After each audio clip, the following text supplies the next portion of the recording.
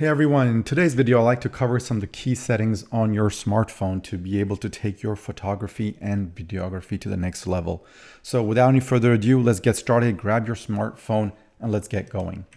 Now, use whatever camera app that already comes pre-installed. If you do not have any advanced features for manual control for the photography or videography, then by all means have a look at the applications that I have mentioned in the slide that you see. They're quite popular, they're often used, so find one of the ones that you find best on your store, and then let's get started. Now, I'm going to be covering quickly the Samsung and the Sony devices that I have with their different photography and videography applications with their different settings, but try to follow along with whatever device you have, be it iPhone or Android device.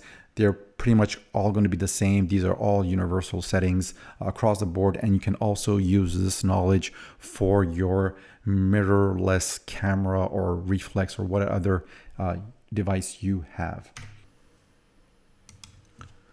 So now we're going to look at the Xperia 1 manual mode photo settings. So go into your manual mode of your equivalent application for your device. Now, on the upper left-hand corner, for example, we have the menu option. And this menu option, you can go in and you will look at things like file format, aspect ratio, and all the other settings basically that you can directly interact with on the interface, but you can also change them here. The disp setting is basically for the histogram. As you saw, it appeared when I pressed on it. And this will enable us to kind of get an understanding of where the shadows and the highlights are, but more on this later. The next button here that I've pressed is basically to lock the interface to avoid it rotating. Then the next one are the lenses, and here I can select these different lenses here of the smartphone. Then on the upper right hand corner, you have the shutter speed basically, and this is going to enable us to have varying shutter speeds depending on the artistic look or the requirements that we have or the amount of light coming in at that moment when capturing the scene. Then underneath it, you have the autofocus if you want to toggle it on or off. On the right hand side, you have the auto exposure lock. And then you have also the drive mode here, which is going to give you single shooting or continuous and whatnot. Then you have the focus mode here, single shot, continuous, manual focus.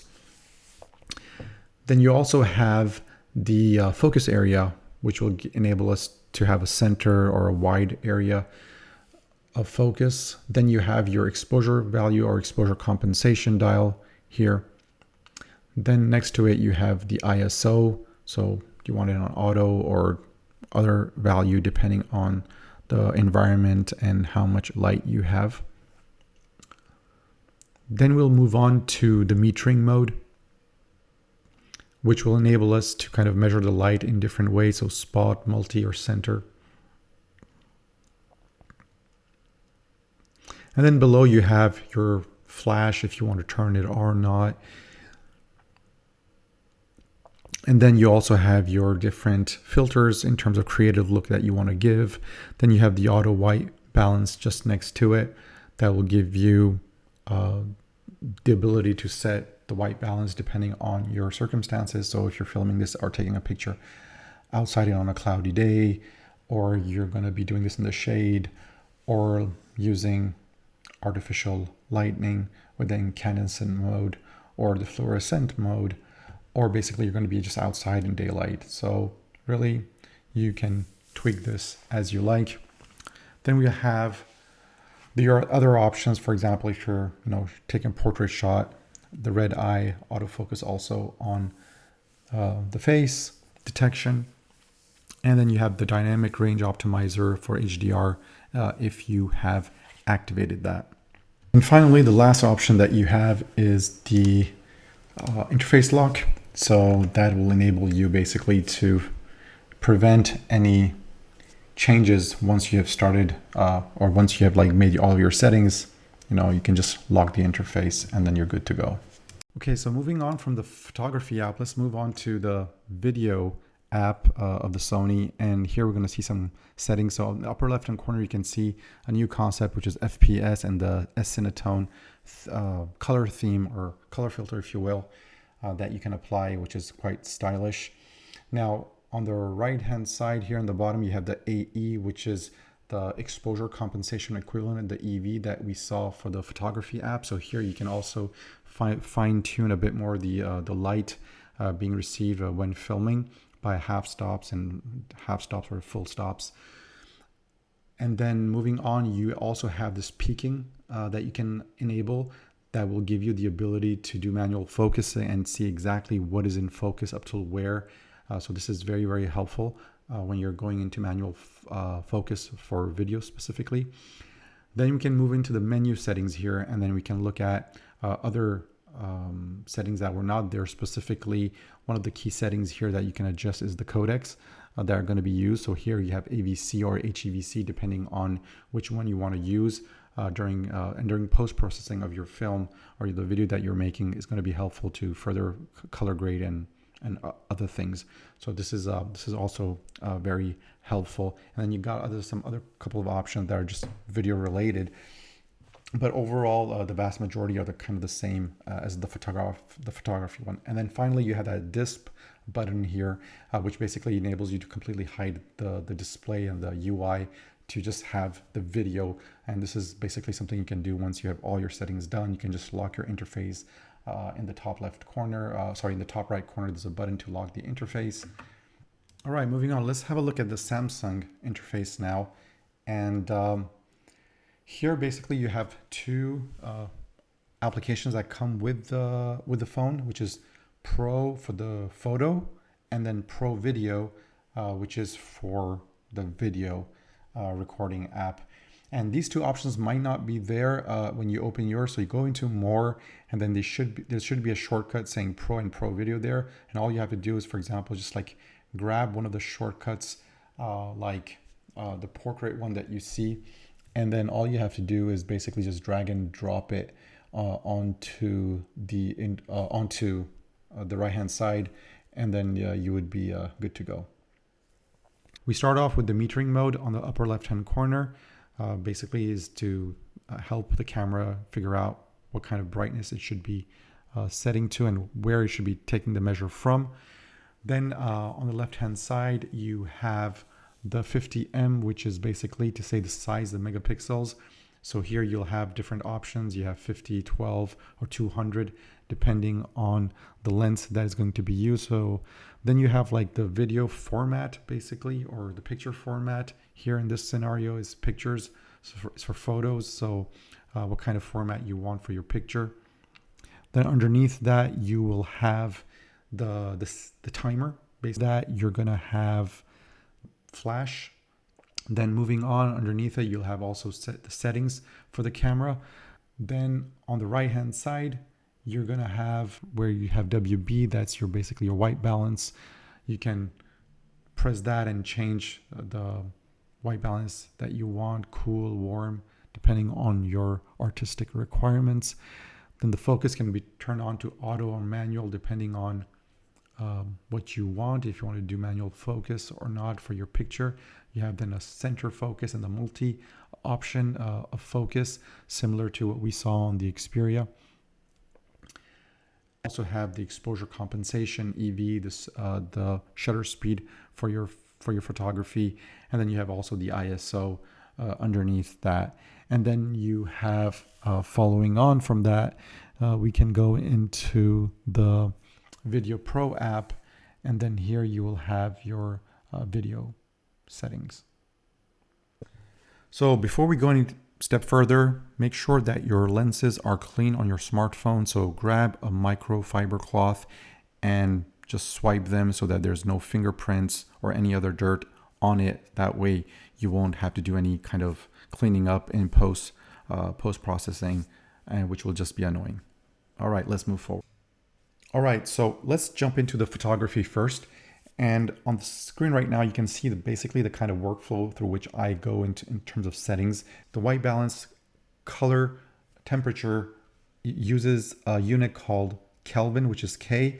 And The smaller this number will be, the warmer light environment you're expected to be in, and the higher this number is going to be, and the colder impression you're going to get when you are going to be changing these settings. So depending on the situation in which you are, you will want to be tweaking these settings to your liking.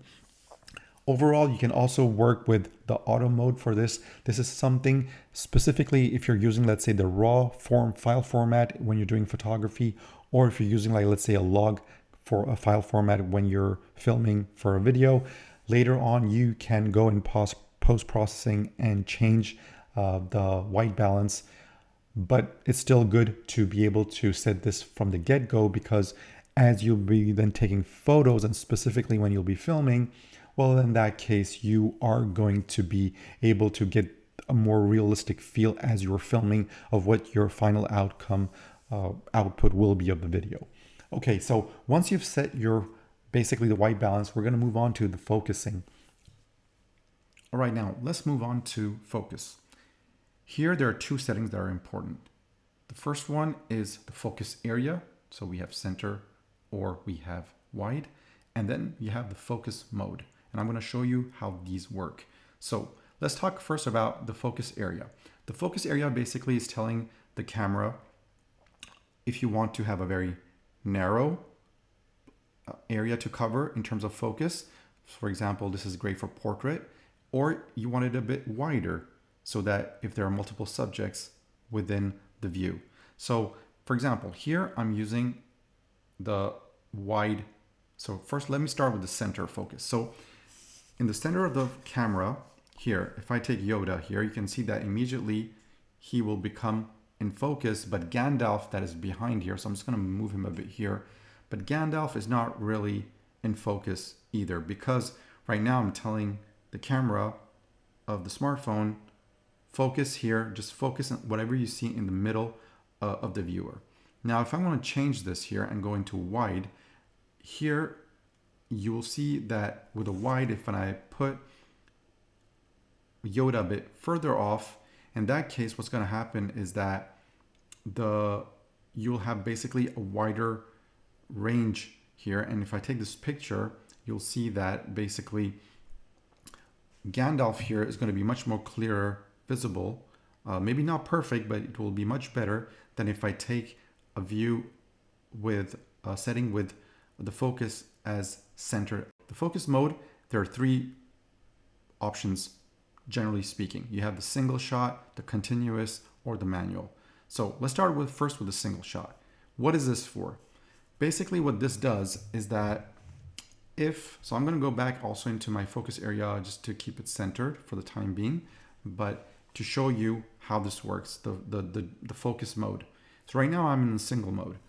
If I now focus on Yoda here, and I'm about to take a photo here. So I'm going to press slightly the button to take a picture. But now imagine that Yoda is a bit more active and he starts to move away. You see that the focus has still remained in the center because that's what I told the camera to do.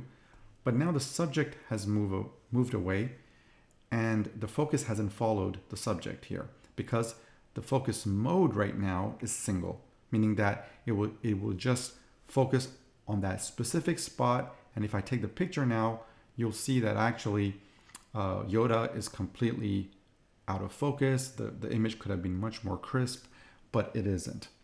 So how do you resolve this situation? Specifically, for example, if you have a scene where kids are playing or there's some kind of animal running around that you want to take a photo of and you want it to be very focused. That's where the continuous mode comes in. So if we go back to, again, it's the same scenario, I'm going to focus on Yoda here and get ready to take a picture. But then imagine now Yoda is moving, but as you can see, the camera is continuously focusing on him.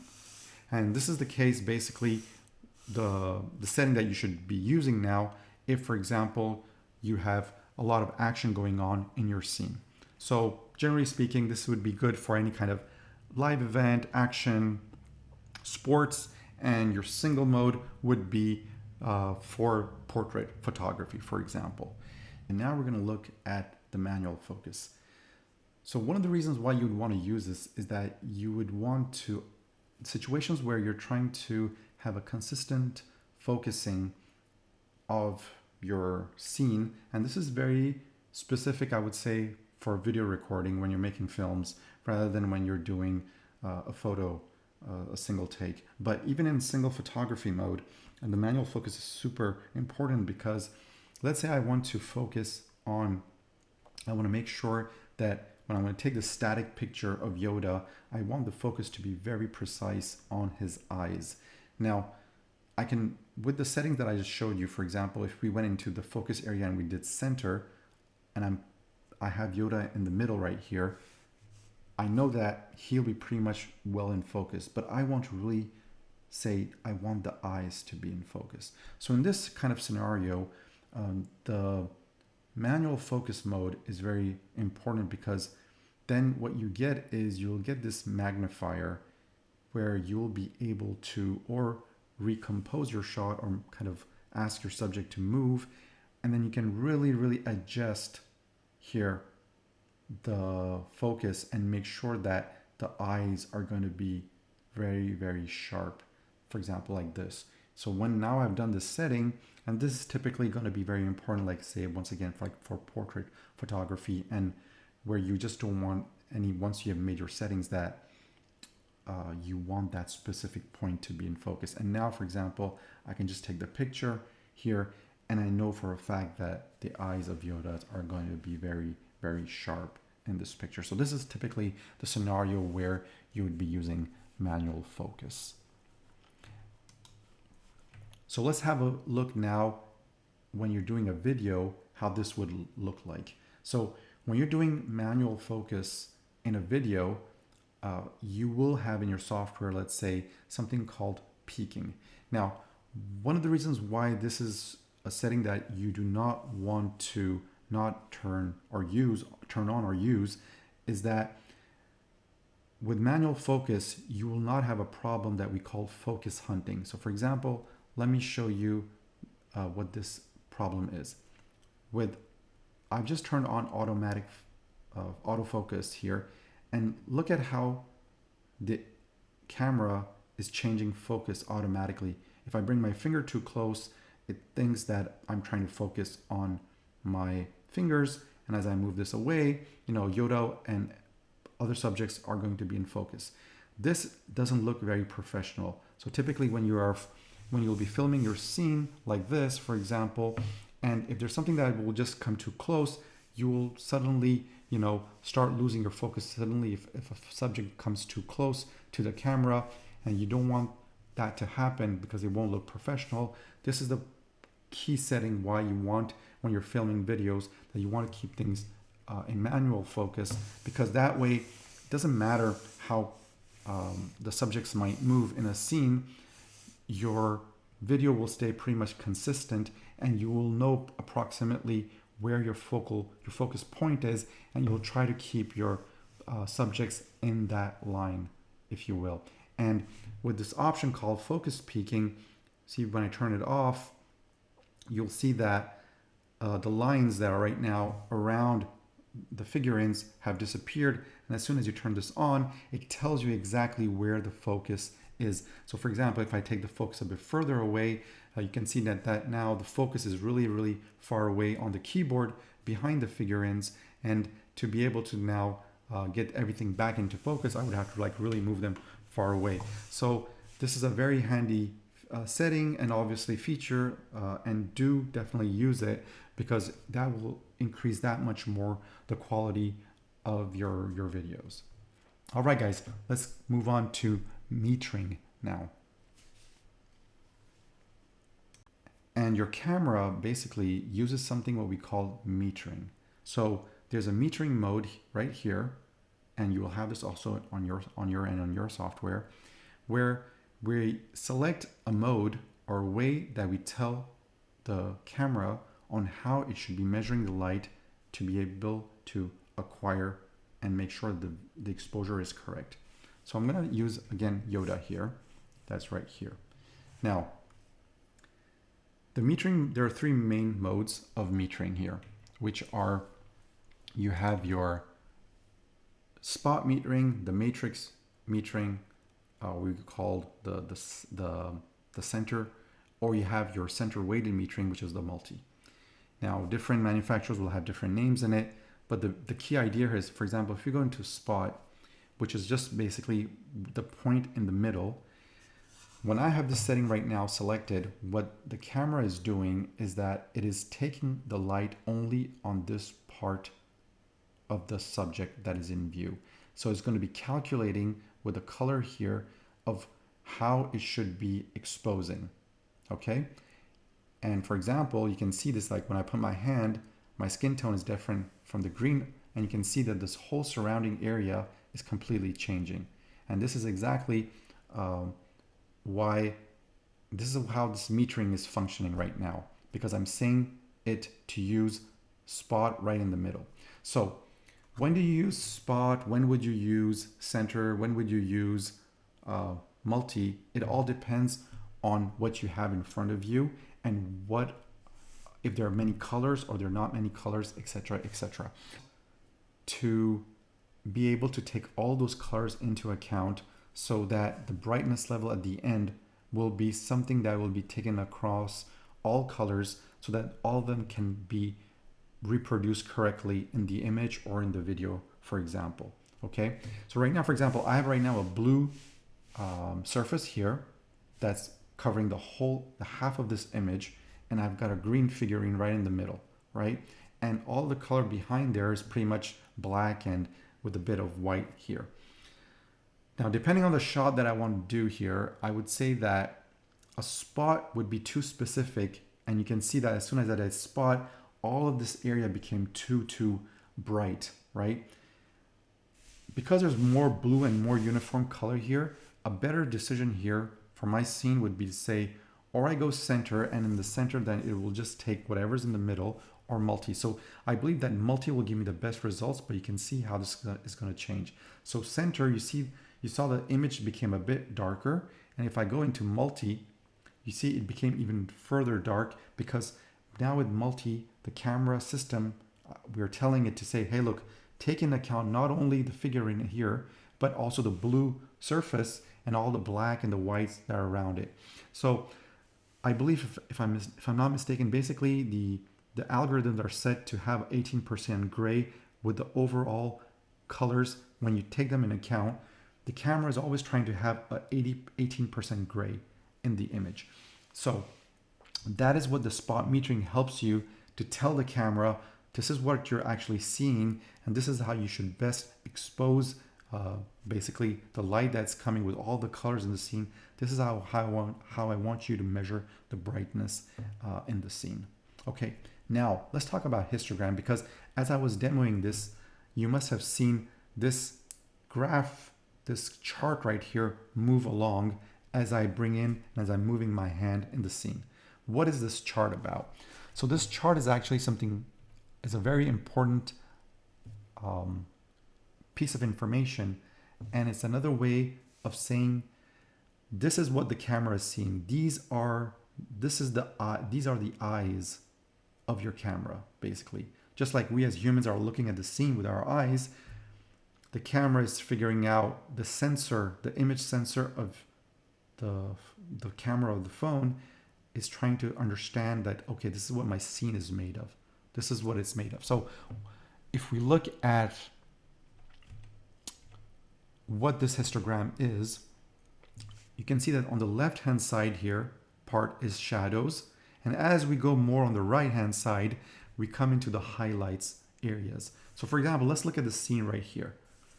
You can see that there are a lot of bars here on the left hand side. There's a bigger patch right here on the left hand side of the chart. You can see that the graph is more towards the left because this is where the shadows are, right? So remember, on the extreme left we have shadows, on the extreme right we have the highlights. So you can see that near my mouse there's a bit of shadow right here. Everything that's behind the table is black, the keyboard is black, so there's more black, and the blue is a bit dark, right? So you can see that exactly that this image is being actually well exposed to a certain extent. Now, taking this a step further, there are two kind of school of thoughts that exist in photography and in videography in terms when it comes to exposing, of setting your exposure when you're taking a picture. We call those ETTL or ETTR. And what that means is that exposed to the left or exposed to the right. The more your curve is going to go towards the left, the more you're going to be emphasizing the shadows, because you think that your scene is happening in the dark, let's say, or there's something that's going on and that you want the focus to be there. So you do not want to lose information that's in the shadows. So you're going to change and select your metering mode to be, let's say, or you're going to go spot and you're going to focus just on the shadows with your camera, or you're going to say multi and you're going to say, I'm just going to take the overall scene. It's dark anyways, and I want to preserve the shadows. Let's talk about the exposure triangle now. The exposure triangle basically is all about controlling the light with three parameters, three settings. Those three settings are the ISO, the aperture, and the shutter speed. On cameras, you can control the aperture. However, on a smartphone, the lenses that you use are indirectly going to give you different apertures to be able to control the light. So it's an indirect way on smartphones, but the ISO and the shutter speed are there just like they are on a camera.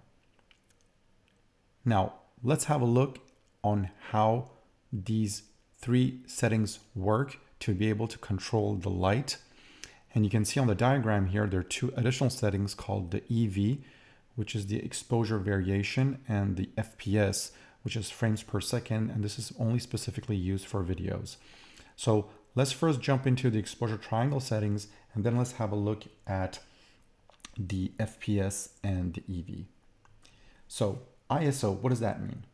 This is the International Organization for Standardization. Now it's quite a mouthful of a name for a setting, but basically what this is that back in the days when digital cameras weren't there and we had film, these basically was a way to tell this is the sensitivity of the film. So depending on if you were doing night photography or if you're doing day photography, you would buy film that would have a different ISO. Now, the ISO numbers are basically in such a way that the lower the number, the less noise there will be, and the less sensitivity there will be to light for the sensor or the film in the days. But right now we're using a digital sensor, which is the equivalent of our film. So when you go into this ISO setting, the smaller the number you have here, the less light sensitivity will there be for the image sensor. Now, what you want to do always as a key setting, as much as possible, and it doesn't matter if you are doing photography or videography, you always want this value to be as low as possible, because the lower the value, the better the image quality, the less grain there will be in the image. So for example, right now I'm going to show you a picture that if I had really bumped up the ISO here, so I'm going to go to the max ISO here that my phone can do, 6400. I'm just going to increase the shutter speed here just so that the picture, and I'm going to show you here how the image will look in terms of grain when with such a high ISO value. So basically, the key takeaway here is that you can leave this to auto, but I would highly recommend to you to always use the lowest setting and get yourself out of the auto ISO setting and just use the lowest setting possible. And when there's not enough light, only then try to ramp up this value as much as possible. Now, we were talking about that the ISO is basically a sensitivity of your image sensor or your film. How does this exactly work? As you move through your ISO points, basically, so if you go from 25 to 50, like so, you have doubled the amount of light that is entering or being processed by the image sensor. Okay, so if I go down from 50 to 100, I'm doubling again the light. And if I go from 100 to 200 and so on and so forth, I'm keeping on adding and doubling the amount of light that is coming to my sensor. So in some extreme cases, when there's a lot of light you will be able to reduce this. So right now, there's not a lot of light in this room. So you can see that if I'm not using a lot of high ISO value, the image has become very dark. To be able to counteract that, there are the three pillars of the exposure triangle. You can play with the ISO, or you can play with the shutter speed or the aperture. All right, so now let's talk about shutter speed, which is the second pillar of the exposure triangle. Basically, the shutter speed is the length of time that the camera's sensor is going to be exposed to light. The longer the sensor is exposed to light, the more light comes to it, the more brighter the image will be. But also, for example, if your subject moves, then you will introduce blur. The shorter amount of time this shutter speed will be, there will be less light coming into the camera. However, the image will be taken very fast, so there will be less time for blur to occur due to subject movement or not. So for example, if you look at the setting that I'm changed right now, so the shutter speed right now is at 1/500, let's say. Okay, so obviously the bigger the number, the bigger the denominator here, the shorter amount of time the image sensor will get light. So in fast-paced scenery or events or moments where kids are playing soccer, Formula One, whatever, you want to have super fast shutter speed. However, as you can see, the more I increase the shutter speed, meaning that the shutter speed is fast, so that means that there's less time for. If I want to make this even more evident, I can just go to 1/3 of a second, and when I'm going to take my picture, you can see that if the subject is moving, well then, there's going to be a lot of blur appearing in the picture. Whereas the other way around is that, if I have, let's say 1/25 here, or let's say, rather 1/50th of a second, well then the picture is going to be very sharp and it will happen very quickly.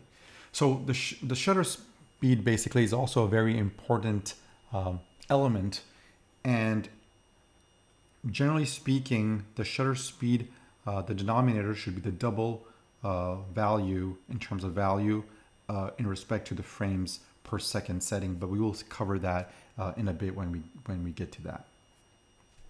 All right, so let's move on to aperture now. So the third and final pillar of the exposure triangle is aperture. And as stated previously, smartphones do not have the ability to change the aperture like regular cameras do. However, the only workaround that you have is to be able to change the lenses, which are linked to different openings, aperture openings. So for example, right now on the screen, you can see on the Xperia, the current aperture is 1.9, f1.9 in the status bar in the below for the 25 millimeter. If I change the 25 millimeter and I go to 16 millimeter, you can see that from 1.9 we went to 2.2. Same way, if we change and we go to 85 millimeter, we go then from 2.2 to 2.3, like so. And same goes for the telephoto lens 125, where you literally go to 2.8. So compared to the 24 millimeter, you've lost one whole stop, which is basically you're getting half the amount of light compared to the 24 millimeter when you're using the 125 millimeter. So what does the aperture do? Well, the aperture's responsibility is basically to let in a certain amount of light to create a certain depth of field. So as you can see actually on the slide here, the smaller the number, the f-stop, the bigger the aperture opening. Now, this can be controlled very easily on a camera, but not on a smartphone. So the key takeaway here is that you should check for your smartphone which lens is associated to the aperture that would be the biggest, meaning the smallest f number. So for example, on the Sony Xperia 1 line here, Mark V, the 24mm is associated to the f-stop, which is 1.9, which is the fastest or the one with the biggest opening. So this is the one that you should go for.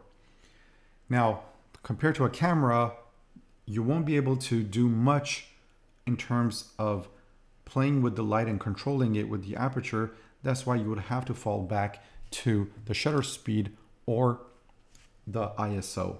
My S24 Ultra and the Xperia 1 Mark V. And you can see basically in green here, the wide lens, which is actually often the best lens that will also give you the best quality.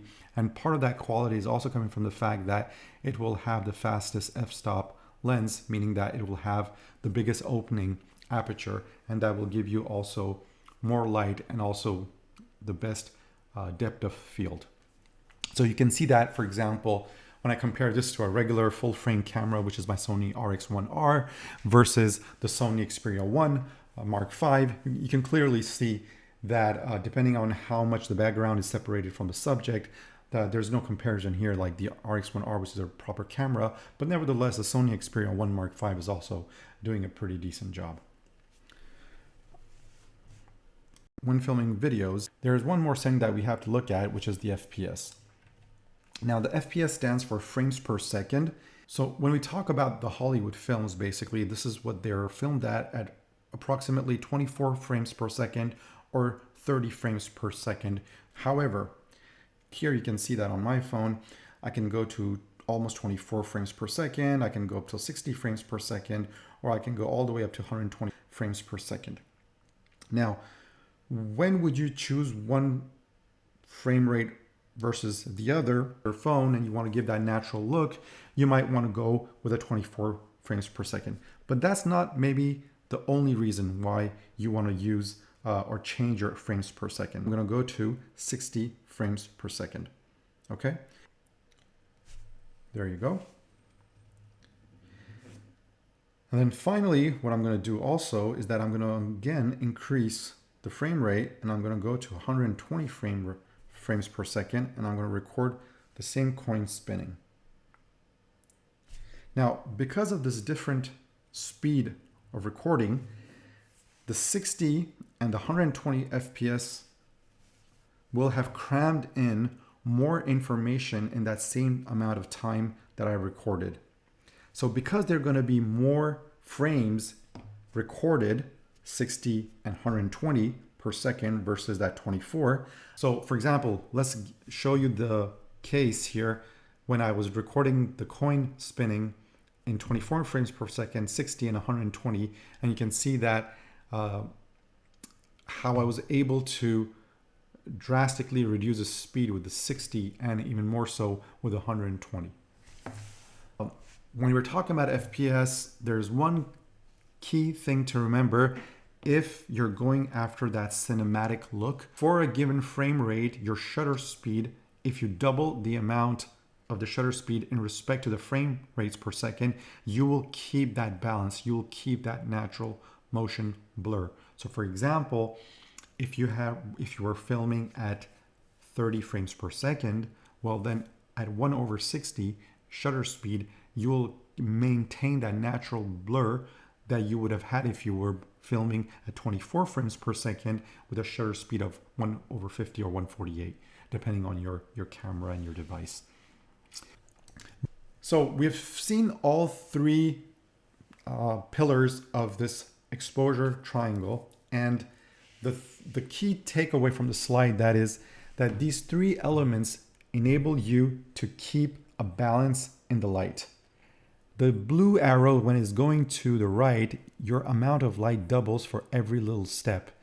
And for the shutter speed and the aperture, the arrow is the other way around, because as your shutter speed, the denominator increases, actually the shutter speed becomes faster, and thus there is less light coming to the light sensor.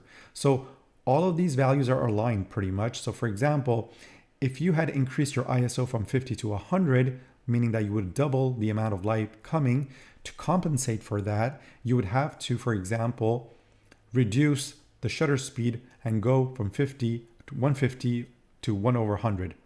And then that way your balance will always be restored. If you couldn't change the shutter speed to 1 over 100, because let's say you were filming in 24 frames per second, then the way you could do this is that if you went from 50 to 100, you want to keep your light level the same, you would go from f2 to 2.8, and then that way you would also bring back to the same level of light.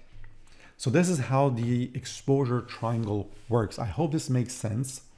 And exposure shift, which is auto exposure lock, AEL. Now, how does the auto exposure shift work? Let's come back into the photo app here and look at auto exposure. So AEL, you can see it's right here, is this option right here. And what it will do is basically is that once I have acquired a certain level of exposure on the subject, I'm going to lock all the settings so that now going forward, even if something changed in the environment, the camera will not change the settings in terms. So this is specifically more important when you're not in manual mode. You just press the auto exposure lock and that's it. Now going forward, you can just change subjects right here. You can bring in something else. And what this is going to guarantee you is that your brightness level, there will be no variation. So that way, whenever you're going to take a picture in that environment, everything will just remain the same. So we're now moving on to the final setting when it comes to light control, and that is the exposure value or exposure compensation. So earlier you saw, for example, here that when I'm in right now in the photo app, and when I'm doing an exposure on my subjects, right now I'm with Yoda again here, you can see, for example, that I'm going to have a certain amount of light here as per my settings. I have an auto ISO. I've got a shutter speed of 1 over 50 here, as you can see in the upper right hand corner. And let's say for some reason that the exposure is still not as light as I would like it to be. For example, right now I consider this being a bit too exposed, although I want to keep my shutter speed at 1 over 50. I want to, let's say, bring down my ISO to 25 here. And so because I don't want any noise, so I'll have to increase the shutter speed until a certain point. And obviously, like for example, this is now going to become some very long exposures. And let's say now, for the sake of the argument here,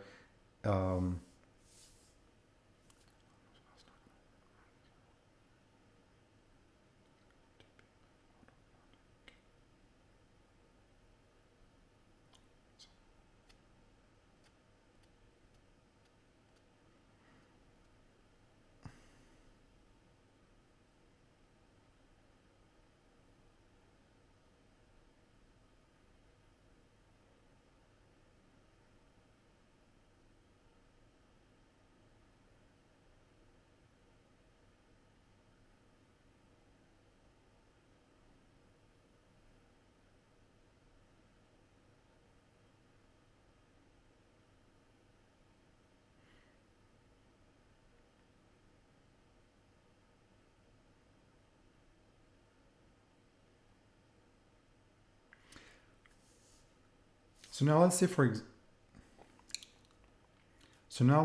for the sake of argument, I'm trying to get into this exposure on Yoda right here, and I'm in manual mode in the photo app. I have to keep my shutter speed for whatever reason 1 over 400, okay? And I have to keep this in auto ISO. And with all my settings set, I still find, let's say, this image that you see on the screen right now as being too dark, for example. What can I do now? Like, I could add maybe an external light source, but maybe I don't have that handy. Is there something else that can help me? And there is. And this is what we call the exposure value or exposure compensation. And that comes with this option right here, EV, exposure value. And this enables us to do a manual override over additionally by adding more exposure or to reduce exposure, as you can see on this image, how it is changing. By reducing by 2 stops here, I've I've reduced the amount of light, or once again, if I wanted to add more light to the scene, I would be able to increase this by 2 stops further. I just want to do a quick recap here and talk about the different other settings that are not directly related to handling the light, but that can still have a little impact on the overall quality of your photos or videos. So to be able to take this a little step further, you can go and further on and see more settings in your camera, which is going to be, for example, you could add HDR mode, which will enable you to get more high dynamic range and increase the overall color capture basically basically the dynamic range of your image sensor. You could also use, like as we saw previously, you could use ND filters and other things to overall, once again, increase the amount of light or control it further to all of these basic settings that we have seen. Finally, the image resolution, so you could go into 4K or 1080p, full HD resolution, depending on your requirements. You can also capture your photos or your footage, your video footage, in file formats such as RAW for the images or log format if your phone or your software allows that. All right, guys, I hope this was helpful in a way. Please do leave a like if it was. Thanks a lot for watching. Stay safe, and I'll catch you in the next one.